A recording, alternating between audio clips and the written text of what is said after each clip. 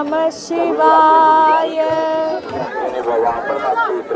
அமர்நாத்துக்கு உங்களை அன்போடு வரவேற்கிறேன். இந்த அமர்நாத் குகை கோவிலை பத்தி எங்கேயுமே கிடைக்காத தெளிவான ஹிஸ்டரிய இந்த இடத்துல எங்களுக்கு அறிமுகமான ஒரு தமிழ் சாது மூலமா நாங்க கேட்டு தெரிஞ்சுக்கிட்டோம். ஆனா தன்னுடைய முகத்தை வெளிப்படுத்த வேணாம்னு அவங்க கேட்டுக்கொண்டதால அவங்களுடைய குரல் பதிவு மட்டும் உங்களுக்காக. இந்த இடம் வந்து ஒரு சிவனடியார்னால பிரபலம் ஆகலை.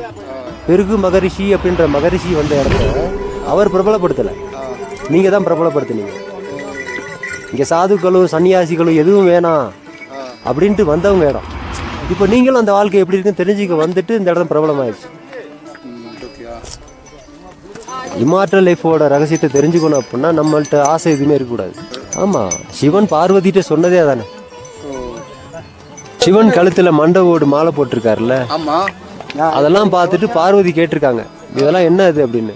இதெல்லாமே உன்னோட மண்டவோடு தான் அப்படின்னு அவங்களுக்கு அதிர்ச்சி ஆயிட்டாங்க. என்னோட மண்டவோடு அப்படின்னா நீ ஒவ்வொரு தடவையும் மறுபிறப்பு இருக்கும்போது முதல் தடவை உன் ஞாபகமாக உன்னோட மண்டவோடெல்லாம் மாலையாக போட்டுக்கிட்டேன் அப்படின்னு அவங்க கேட்டிருக்காங்க. நான் மட்டும் இத்தனை தடவை மறுபிறப்பு எடுக்கிறேன், நீ மட்டும் எப்படி சாகாமல் இருக்க அப்படின்னு பார்வதி கேட்டிருக்காங்க. அப்போ சிவன் சொல்லியிருக்காரு, டைம் வரும்போது சொல்கிறேன் அப்படின்னு. சொல்கிறேன்னு சொன்னோன்னா டைம் பாஸ் ஆயிடுச்சு. பார்த்தா அந்த மண்டவோடில் 4 எக்ஸ்டெண்ட் ஆயிடுச்சு.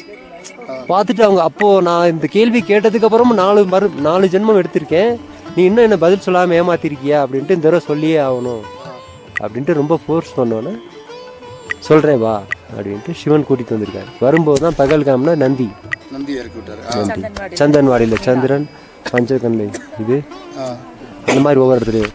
எம்ஜி டாப்பில் வந்து விநாயகர்.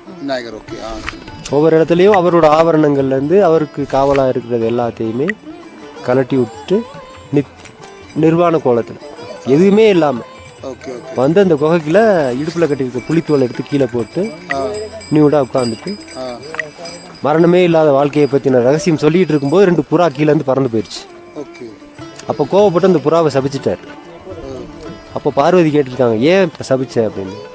எனக்கு மட்டுமே தெரிஞ்ச ரகசியத்தை உன்கிட்ட சொல்கிறதுக்கே நான் அவ்வளோ யோசித்தேன், இப்போ ரகசியம் தெரிஞ்சதுனால தானே இது 2 உயிரோட வந்துருச்சு அப்படின்ட்டு கோவப்பட்டிருக்காரு. அப்போ பார்வதி சொல்லியிருக்காங்க, எல்லாமே தெரிஞ்ச உங்களுக்கு தெரிய வேணாமா, கீழே நீங்கள் அந்த புளித்தோலை போடும்போதே 2 புறா மூட்டை இருந்ததை நீங்கள் கவனிச்சிருக்கணும்ல, தப்பு உங்கள் மேலே தானே, இப்போ சபிச்சிட்டிங்களே அவங்க சாப்பாட்டுக்கு எல்லாம் என்ன பண்ணுவாங்க அப்படிங்கும்போது அவர் சொன்ன ரகசியம் தான் இன்றைக்கி வரையும் அந்த புறாக்கள் உயிரோடு இருக்குது.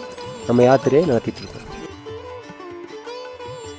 இந்த பாபா பர்ஃபானின்னு அழைக்கப்படுற அமர்நாத் சிவலிங்கம் முழுக்க பனியால ஆனது. சுமார் 5000 வருடம் பழமையான இந்த குகை கோயில் லிடர் ஆற்றங்கரையில அமைஞ்சிருக்கு.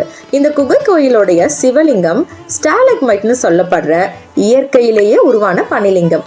அது மட்டும் இல்லாம இது 51 சக்தி பீடங்கள்ல ஒன்னாகவும் கருதப்படுகிறது.